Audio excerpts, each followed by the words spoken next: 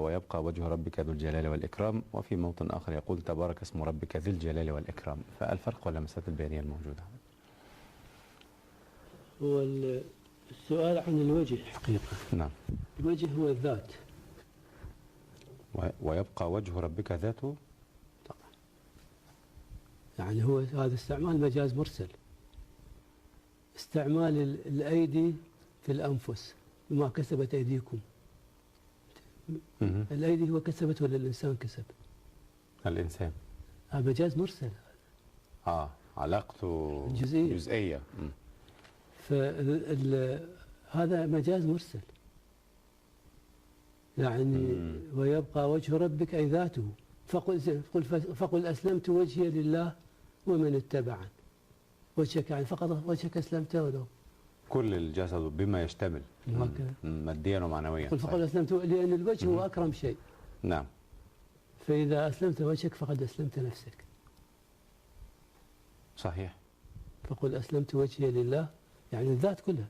إنما نطعمكم لوجه الله مو لله. تقصد لذات الله. لذات الله. بلا من أسلم وجهه لله. بلا من أسلم وجهه. اسم الوجه يعني كيف أنا أسلم وجهي فقط ولا أسلم نفسي كله؟ الكل. الكل الذات. نعم. وكذا والذين صبروا ابتغاء وجه ربهم يعني ذاته. نعم. إنما نطعمكم لوجه الله. نفس الشيء. فولي وجهك شطر المسجد الحرام. يعني أنت تلتفت الشيك وتخلي وجهك لا الكل. الكل. فإذا الوجه لما مجاز مرسل. أي طبعا. معناها ذات الله سبحانه وتعالى. ذات الله. يقول كلمة وجه مرة تأتي وجهي ومرة وجهية. وجهية بياء المتكلم هذه كيف نفهم وجهية لا هو الظاهر كان السؤال هذا السؤال مثل قليل أنه الياء متى تكون مفتوحة ومتى تكون ساكنة. أسلمت وجهي وجهية. احنا في حينها ذكرنا الفتح الواجب.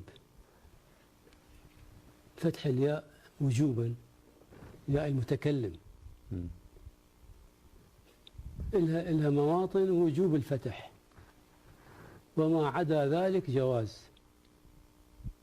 ذكرنا قلنا بعد ألف المقصورة بالمقصور لازم الياء تكون مفتوحة مثل محياي ومماتي فمن اتبع هدايا فلا خوف عليهم. الياء لا بد أن تفتح بعد المقصور لا بد. إن صلاتي ونسكي ومحياي ومماتي مقصور. المنقوص أيضا نفس الشيء لا بد من فتح الياء. معطي معطية. معطية. يقول اللهم لا معطي لما منعت. لا ليس إضافة. أنت معطية كتابا. معطية يعني مثل معطيني. صحيح. النون تحذف لأن هذه يعني اسم لا تكون فيها النون. أنت معطية كتابا. هل أنت منجية من عذاب الله؟ هل أنت منجية؟ الياء لابد أن تفتح بعد المقصور والمنقوص. لابد بعد المثنى. جيد. مثل إحدى ابنتي هاتين رب اغفر لي ولوالدي. والدي ولم يقل والدي. والدي لا يصح لا يجوز. جمع المذكر السالم. ما أنا بمصرخكم وما أنتم بمصرخية أو مخرجيهم في الحديث. ما عدا هذا يجوز الفتح والكسر لغة. يجوز هذا الفتح الواجب. طيب الباقي جواز. يعني في وجه يجوز. وجهي وجهية يجوز. في سورة الحشر يقول ربنا تبارك وتعالى لئن أخرجتم لنخرجن معكم. تستمر الآية الكريمة وإن قتلتم لننصرنكم. مرة قال لئن أخرجتم وقال وإن قتلتم. لماذا التغير من لئن إلى إن؟ اللام ما هي موطئة للقسم. لئن في لئن أليست كذلك؟ بلى موطئة للقسم. نعم صحيح. لئن أخرجتم. نعم. وإن قتلكم اللام ليست موجودة فقط الجواب. لئن أخرجتم اللام لام القسم، لنخرجن معكم جواب القسم. وإن قتلتم فيها اللام؟ لا، ما فيها اللام، فقط الجواب لننصرنكم. صح ولا لا؟ صحيح. أي الأقوى؟ لئن في اللام لو بدون لام؟ بالله. واضح هذا ولا لا؟ صحيح. لام لام القسم مذكورة. صح. أقوى ولا لا؟ أقوى بلى. زين. إذا لئن أخرجتم لنخرجن معكم، هذه حالة. وإن قتلتم أقل منها، ما فيها لام. إذا الأولى أقوى. الإخراج. يعني احنا سنأخذها من ناحية النحو. طيب. مو هكذا؟ صحيح. يعني هذا النحو هذا فيما يبدو. نعم. مو فيما يبدو، هذا حكم نحوي. وإن قتلتم ليس فيها لام القسم، محذوفة. صحيح. وهذا لام القسم. أي الأقوى؟ غير ما فيها لام القسم. لأن أخرجتم. طيب. هذا المنافقين يقولون. المنافقين لما بالإخراج قالوا نخرج معكم مؤكدين، لكن بالقتال مؤكد ينصرون، صاروا أقل، صار التوكيد أقل. لئن أخرجتم راح نخرجن معكم. حتى هنا فيها حفاظ على الحياة أيضا. أما القتال يعني ننصركم لكن ليس بمنزلة، ولذلك واحدة يعني القول ليس بمنزلة ذاك القتال. كنت قصدك المفروض يؤكدوا في القتال وليس في الإخراج يعني. لا التأكيد يكون في القتال. المنافقين هم يخافون على أنفسهم، يحسبون كل صيحة عليهم، فالإخراج أكد ونخرج معكم. قتال. جميل. لمحة طيبة.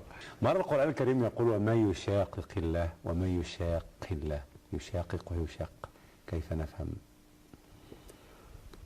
طبعا هو هذا جائز من حيث النحو، لأن هذا مجزوم. نعم. مجزوم، لك أن تفك الإدغام ولك أن تدغم. من يرتد من يرتدد، لك فيها وجهان، وهي لغتان حقيقة. نعم. لغتان، لغة تفتح الإدغام واللغة تدغم. من حيث الجواز هو جائز، ليس فيه إشكال، لكن يبقى كيف استعمل الاستخدام القرآن. ربنا في القرآن حيث فك الإدغام جاء بالرسول، ذكر الرسول. حيث قال يشاقق وحيث أدغم لم يذكر الرسول، يعني يشاق الله.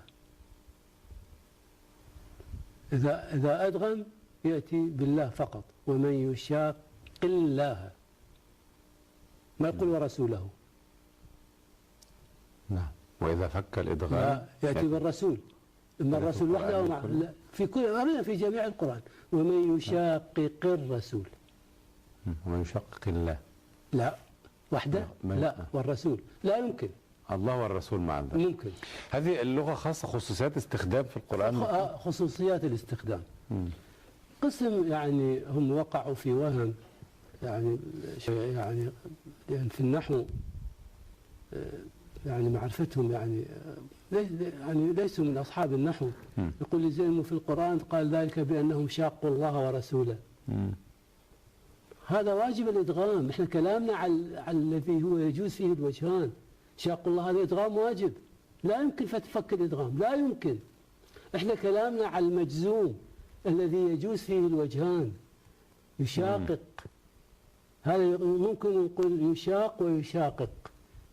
في حالة الجزم يجوز أن نفك الإدغام ويجوز أن ندغم. أما أنت تقول لي شاق الله ورسوله، كيف يفك الإدغام؟